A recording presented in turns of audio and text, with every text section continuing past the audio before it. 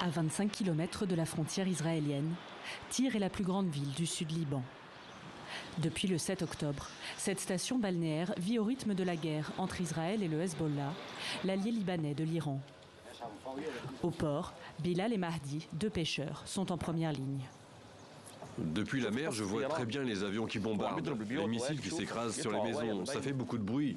Par mesure de sécurité, les zones de pêche sont réduites et les sorties se font plus rares.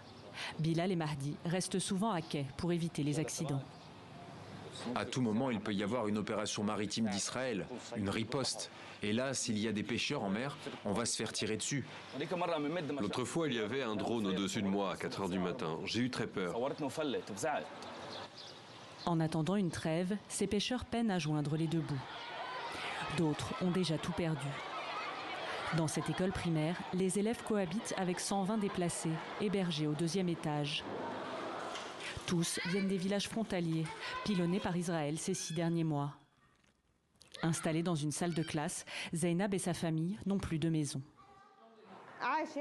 Je vis ici avec ma mère et mes enfants. Mon fils et ma mère dorment sur ce matelas, moi et ma fille sur celui-là.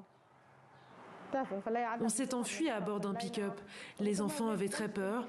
Après, je suis retournée voir ce qui restait de la maison. Tout est détruit. À 66 ans, la grand-mère Fatima a pris ses marques. Sur les étagères, de la nourriture et de la vaisselle fournies par des ONG. Vous êtes venu avec quoi ? Juste ça. On n'a rien pu prendre. Quand on a vu les missiles, on a déguerpi. Ça, c'est le seul souvenir qu'il reste de la maison. Tout a été détruit. Nos vêtements, tout. Tout est sous les ruines. Mais ces photos ont survécu. On ne souhaite qu'une chose, c'est rentrer vivre chez nous. Comme Fatima et Zeynab, plus de 100 000 Libanais ont fui les bombardements. Un tiers sont réfugiés à Tyr. La mairie a ouvert une cellule de crise où Mortada Mehanna fait avec les moyens du bord pour accueillir chaque jour de nouvelles familles. C'est une seule et même famille. Vous avez bien noté leur nom ? Les bombardements s'intensifient. La situation n'est pas rassurante.